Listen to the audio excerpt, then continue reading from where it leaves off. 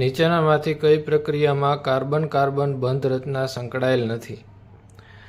Option A છે ગ્રિગ્નાર્ડ પ્રક્રિયકનું જળ વિભાજન. તો પહેલી પ્રક્રિયા આપણે ચેક કરી લઈએ. ગ્રિગ્નાર્ડ પ્રક્રિયક લઈએ પહેલા તો RMgXr તરીકે હું CH3 લઉં છું, Mg અને X હેલોજન. હવે આની પ્રક્રિયા છે H2O સાથે કરીએ જળ વિભાજન.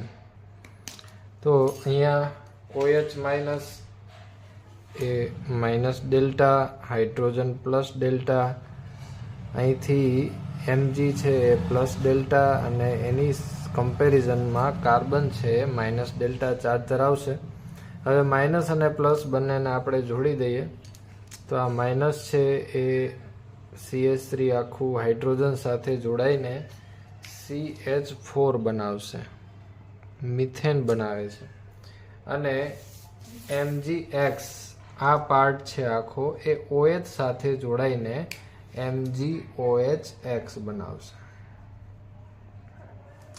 તો આ પ્રક્રિયાની અંદર કાર્બનની સાથે હાઇડ્રોજન બંધ બનાવે છે અને CH4 બને છે.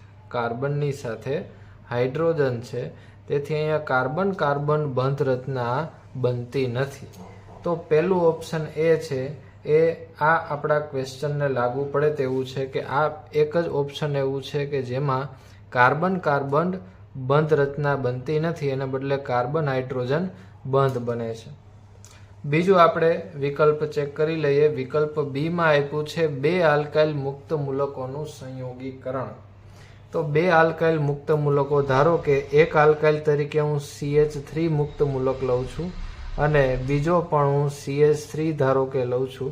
તો બંને આલ્કાઇલ સમૂહોમાં કાર્બન આવેલા છે અને કાર્બન કાર્બન વચ્ચે બંધ રચના થઈને એ ઇથેન બનાવશે. તો આ પ્રક્રિયા છે એની અંદર કાર્બન કાર્બન બંધ રચના સંકળાયેલી છે, એટલે બીજું ઓપ્શન છે આપણા માટે યોગ્ય નથી. ત્રીજું ઓપ્શન ચેક કરીએ કે આલ્કેન કોરિયાઉન્સ સંશ્લેષણ.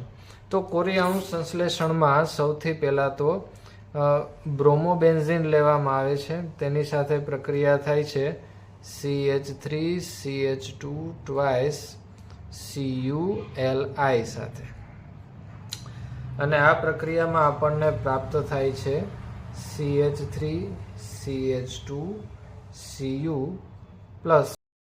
પ્લસ એક આલ્કાઇલ ગ્રુપ છે એ બેન્ઝીન ઉપર આવી જાય છે CH2 CH3, અને બ્રોમિન જે આવેલું છે બ્રોમાઇડ આયન એ લિથિયમ સાથે પ્રક્રિયા કરીને LiBr બનાવી નાખે છે.